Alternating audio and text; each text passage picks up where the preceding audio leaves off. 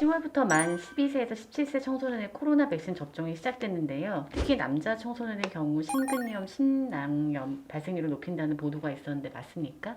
예. 지금은 유감스럽게도 그렇습니다.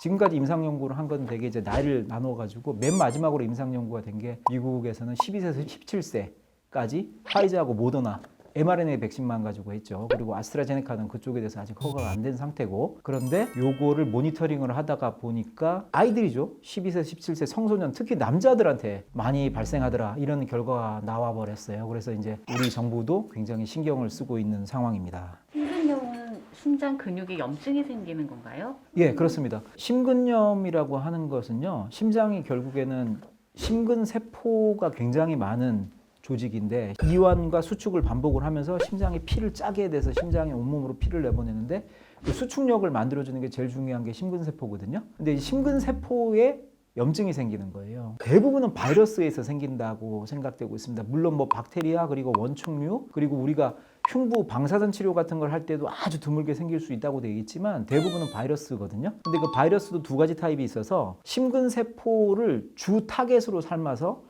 심근세포 안으로 바이러스가 들어가는 감염증에 의한 심근염이 있고요. 또 하나는 바이러스가 몸에 들어왔어요. 혈류를 타고 다녀요. 그런데 이 바이러스가 직접 심근세포를 공격하는 건 아니지만 이 바이러스 자체를 막아내기 위해서 우리 몸에서 면역 반응이 작동을 하잖아요. 그 면역 반응이 아이쿠 잘못하면서 우리 심근세포를 망가뜨리는 2차적 면역 반응에 의한 심근염도 있거든요. 심장이 그냥 있는 게 아니라 심장을 싸고 있는 막이 있어요. 두 가지의 질긴 막으로 되어 있는데 이걸 우리가 심외막이라고 합니다. 그래서 심외막에만 염증이 생기는 것을 심외막염이라고 하고요. 심근에 염증이 생기는 걸 심근염이라고 하는데, 대부분은 심근염에 염증이 생기면 그게 심외막에도 염증을 만들고, 심외막에 염증이 생기면 심장이 바로 붙어 있기 때문에 심장 근육에 염증이 생기기 때문에 심근 심외막염 이렇게 얘기를 하고요. 그게 인접해 있는 기관이기 때문에 그쪽에서 같이 염증이 생기는 거죠. mRNA 백신에서 특별히 심근염과 심외막염 발생이 높아지는 이유가 있습니까?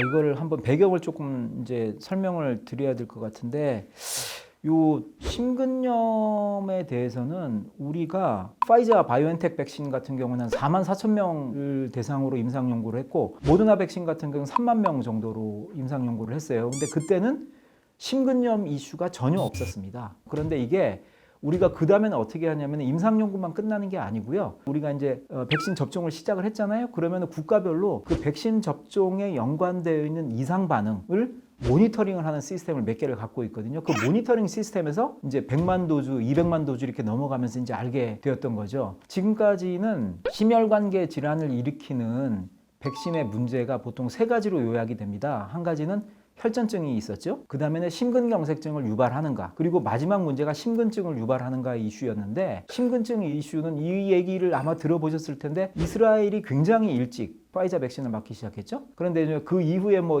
되게 얘기가 많잖아요. 뭐 이스라엘 대통령인가 총리가 정치적 위험에 처하니까 그거를 극복하기 위해서 고속도 접종을 하고, 그 고속도 접종을 하면서 파이자에게 몇 가지 장점을 설명을 했죠. 이스라엘이라고 하는 것이 굉장히 강력한 보건의료 체계를 갖고 있고, 백신 모니터링 시스템도 굉장히 좋으니까 우리에게 백신을 먼저 주면은 국가에서 생기는 모든 이상 반응을 파이자에게 데이터를 주겠다. 이거는 굉장히 중요한 일이거든요. 파이자가 임상 연구를 끝냈지만 리얼 월드 데이터를 얻을 수 있는 기회를 얻게 된 거고, 미국 정부도 거기에 대해서 오케이를 했고, 그렇게 해서 시작을 했는데, 그때 이게 심근염이 늘어나는 것 같다라는 이슈를 알게 되었어요. 그래서 지금까지 알려진 바에 의하면은 여자보다는 남자에게 더 잘 생기고요.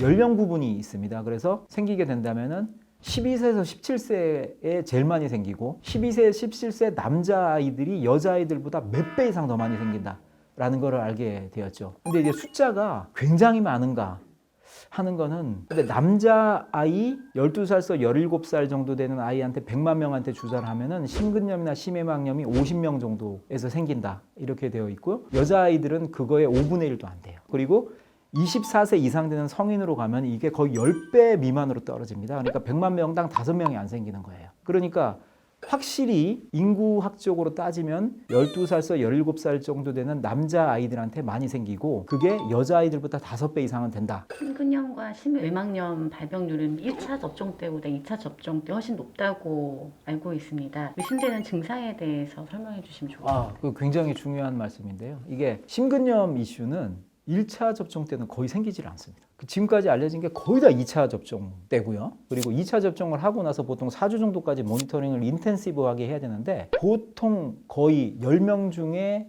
10명이 흉통이 생겨요. 가슴이 아파요. 가슴이 막 어떻게 생각해요? 고춧가루를 뿌리는 듯이 아프다고 하고 막 따가운 듯이 아프다고 하고 이렇게 되는데 그게 심근염의 증상이기도 하고 심외막염의 증상이기도 합니다. 원칙적으로는 심외막염이 생겼을 때 더 가슴이 아파요. 그리고 이제 맥이 빨라진다든가 부정맥 같은 증상, 두근거림 이런 걸로 오시게 되는데 제일 중요한 증상은 흉통입니다. 이 증상이 대부분 2차 접종을 하고 나서 일주일 이내 거의 다 생기는 걸로 돼 있어요. 특히 많이 생기는 시기는 3, 4일. 그러니까 백신을 맞았는데 1차에서 맞고 나서 생겼어요. 그런데 제가 언제 맞으셨는데요?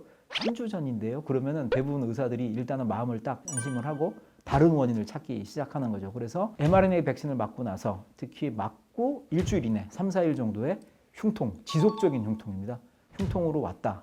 그러면은 의심을 해봐야 되는 거죠. 이 질환의 경우 치료 가능한지 또 회복이 가능한지도 궁금합니다. 예. 이게 굉장히 관심거리잖아요. 그러니까 특히 우리 아이가 건강한데 코로나에 걸릴 가능성도 적고 코로나에 걸린다 하더라도 위중증화될 가능성도 굉장히 낮은데 굳이 백신을 맞아가지고 심근염이 100만 명당 우리 나이 아이가 50명이라는데 이건 적은 숫자가 아니잖아? 이런 생각이 들고 그리고 이거 걸려서 심근염이 굉장히 치명적이라는데 이걸로 정말 우리 아이가 죽을 수도 있잖아.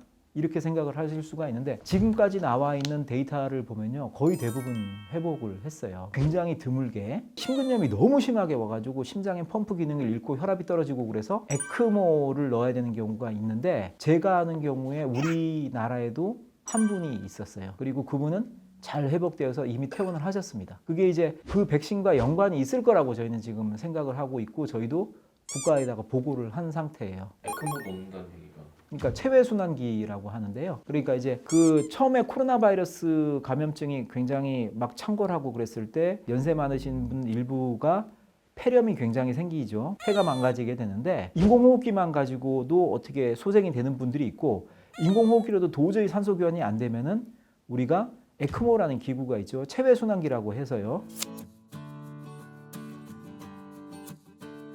산소가 많이 먹으면 피가 온몸으로 들어가는 거죠. 그렇게 되면은 인공호흡기로 다 따라갈 수가 없다 하더라도 혈중으로 도는 피는 산소가 굉장히 풍부한 피가 되는 거거든요. 이걸 이제 에크모 치료라고 하는데 바이러스성 심근염 때에도 나빠지게 되면 이렇게 쓰는데 제가 듣기로는 요번에 코로나 백신에 의한 심근염에서 에크모를 넣은 경우는 거의 없었다고 합니다. 그러니까 대부분은 경증으로 지나가게 된다.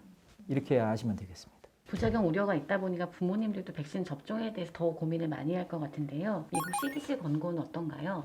이거 고민을 안 할 수가 없죠. 특히 백신은 효과성이 굉장히 중요하지만 더 중요한 건 안전성이거든요. 왜냐하면 우리가 감염증 같은 경우는 극단적으로 나는 아무것도 안 할래. 그리고 문 닫아 걸고 그냥 집안에 가만히 있으면 감염 안 될 수도 있잖아요. 그런데 주사를 맞는 거는 감염이 될 개연성이 훨씬 높은 사람들한테 사회적인 이득을 주기 위해서 백신을 맞는 것도 있어요. 그런데 그렇게 했다가 혹시라도 백신에 연관되어 있는 부작용으로 환자가 나빠지면 안 되는 거니까 특히 젊은 사람, 뭐 나이 든 사람도 마찬가지겠지만 그런 분들은 더 안타까운 일이 되잖아요. 그래서 부모님들이 걱정을 하시는 게 많지만 이렇게 따져보면 될 것 같습니다. CDC의 권고는 이렇게 얘기를 했어요. 100만 명에게 백신을 주었을 때 얻어지는 이상 반응과 얻어지는 이득을 한번 따져보자. 남자 12세에서 17세 정도가 된다면 100만 명에게 mRNA 베이스드 백신을 넣었을 때 심근염이 50명 정도에서 생긴다. 100만 명에 50명. 그렇지만 100만 명의 백신을 맞은 아이들은 1명의 사망이 줄어들고 170명 정도의 코로나 확진자가 줄어들게 된다. 이렇게 얘기하고 그리고 130명 정도가 입원을 하고 중증화돼서 ICU로 가는 중환자실로 가는 게 된 게 수십 명이 생기는데 그게 없어진다.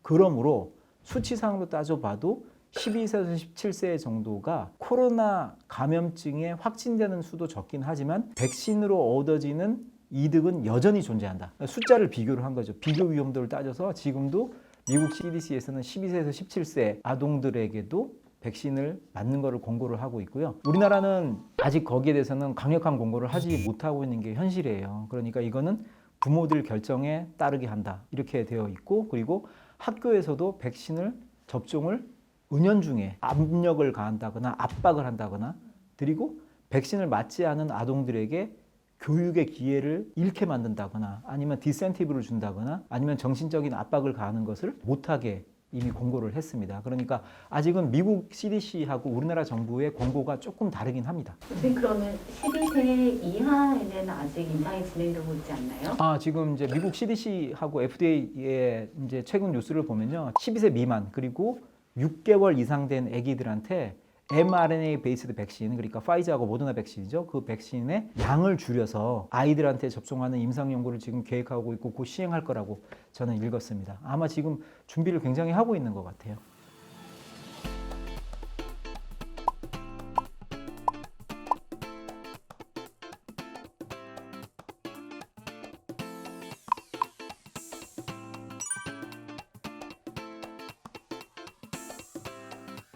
근데 그럼 더 어린 남자애들은 더 위험할 수도.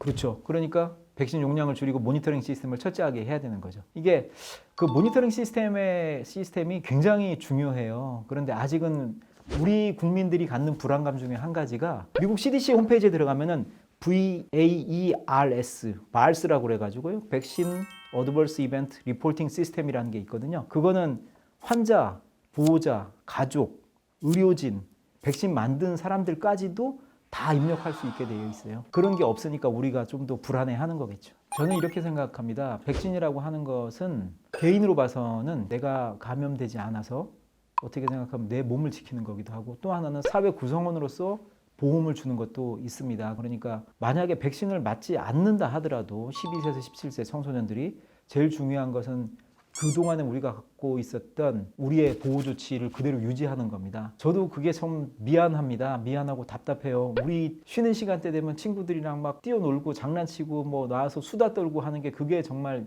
재미잖아요. 수학 50분 했으면 10분 동안 수다 떨어야죠. 그런데 그렇게 못하고 있는 게 현실이니까 백신을 맞든 안 맞든 간에 제일 중요한 건 뭐냐면 손 자주 씻고 마스크 절대로 벗지 않고 친구들하고 너무 가까이에서 크게 떠들지 않고 급식소에서 밥 먹을 때도 격리하게 돼 있잖아요. 그대로 잘 지키고 그리고 여러분들이 걸리면 여러분들은 쉽게 지나갈 수 있어요. 그렇지만 여러분들이 만나고 있는 뭐 아버지 어머니 그리고 연로하신 할아버지 할머니들이 계신다면 그분들한테 옮기면은 치명적이 될 수 있잖아요. 그러니까 백신을 맞지 않았다 하더라도 자신을 지키고 그리고 우리 주변에 있는 가족을 지키고 사회를 지키는 뜻에서 마스크 잘 쓰고 손 잘 닦고 그리고 자기 보호 조치 잘 하시고 그랬으면 좋겠습니다.